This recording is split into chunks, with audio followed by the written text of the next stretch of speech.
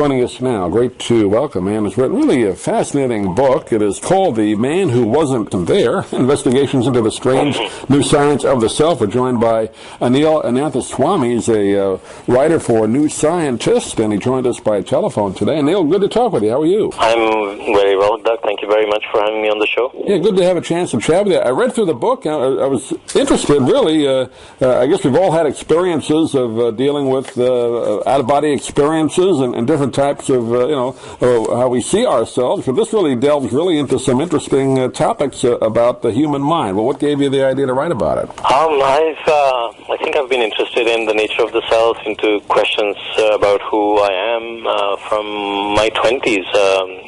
It probably comes out of growing up in India, where, the major religions, Hinduism, Buddhism, at their very philosophical core are obsessed with the question of the nature of the self, about who we are, and the theologies that these religions have kind of stem from their explorations of the self. So I think there was always a cultural aspect to this. I think it's in my cultural DNA. So I was inclined to be interested in this, and when I became a science journalist and writer, this was one of the topics I really wanted to explore. You really get into some of the depths of people, obviously, sadly suffering from things like Alzheimer's disease, or other people dealing with autism, and that obviously affects, what people think of themselves going through that. I thought it was really interesting. I'd never heard of this before. I'm not sure if I'm pronouncing it right. Cotard syndrome. It's believing this person is dead and they're still alive. I've never heard of that. It's fascinating, but it's strange. It is very intriguing. It's a disorder that was first identified in the late 1800s by a French doctor whose name was Jules Cotard, and so it's named after him. And one of the key symptoms that is part of the syndrome is, like you just said, they feel like they don't exist. That they think they're already dead. They will even start doing things like planning their funeral, and they're convinced it's not something that is open to rational debate with them. It's a perception in their mind, and it's an unshakable conviction that they're dead for the duration of the time they're suffering. They really feel like that. Is it all the time they feel that way, or just occasionally go into spells of that? Well, thankfully it's a transient condition. It comes, it's comorbid, or it occurs with very, very deep depression. Right. So they do get treated, and unfortunately one of the therapies that's often used, especially in places like France, is electroconvulsive therapy. So you literally shock them out of this very deep state of depression and belief that they're dead. But it's not something that's long lasting, thankfully. But during the time that they are suffering, it is very much a case of them feeling, oh, I don't exist, and they will stop doing things like taking care of themselves. I mean, they still eat, but there are people around them that are helping them eat and take care of themselves. But overall, there's an apathy towards their own existence because they already think they're dead. And kind of related to that was, I think you call it body integrity identity disorder, where people have a leg or an arm, and they feel they have to have it taken away, cut off, right, to feel normal. That's another strange one. That is also a very intriguing condition, where people feel like there's a mismatch between the way they perceive their own body and their actual physical body. And in some sense, one of the best ways to understand what might be happening here is to think of something else that most of us would be familiar with, this idea of phantom limbs, where people who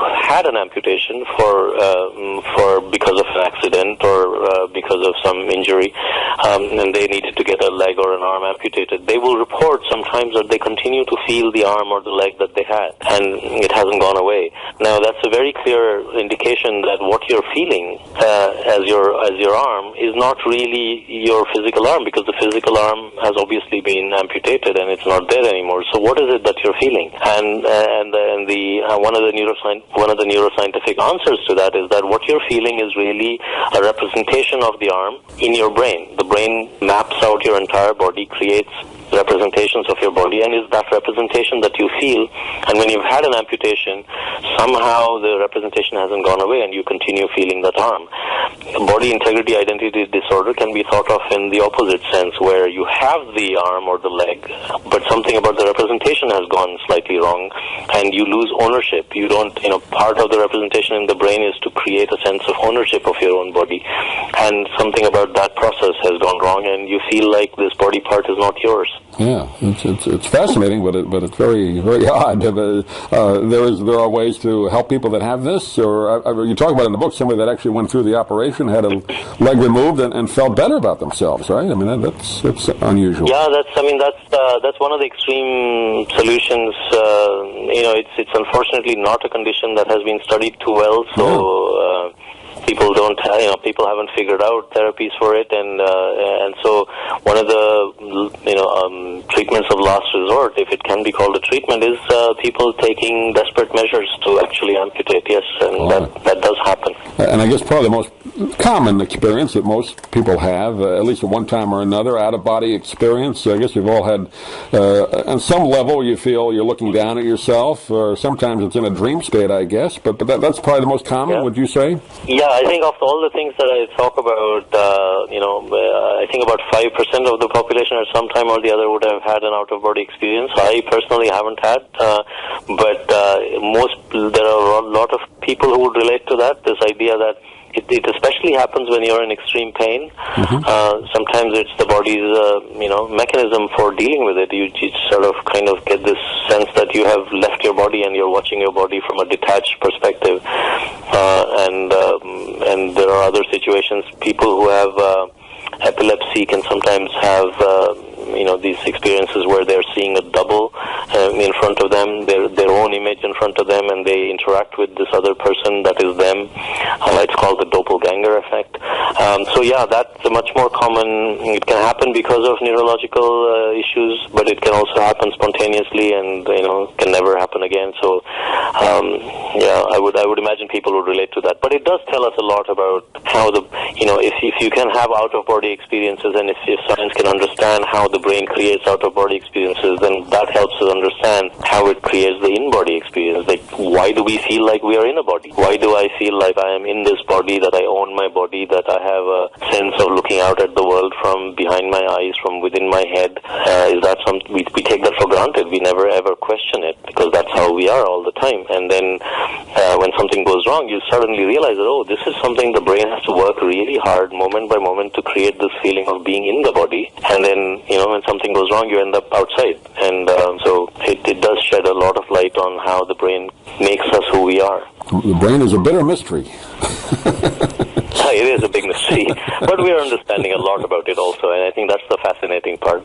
Yeah, it's a fascinating book. It's called The Man Who Wasn't There, Investigations into the Strange New Science of the Self, and we've been talking with Anil Ananthaswamy today. I know the book just comes out this week. Anil, do you have a website you want to direct people to, or they can get hold of you if they like? Yeah, it's my first name, last name.com, Anil, A-N-I-L, Ananthaswamy, ANANTHASWAMY.com, or if you just Google The Man Who Wasn't There, followed by Anil, it will lead you to that website.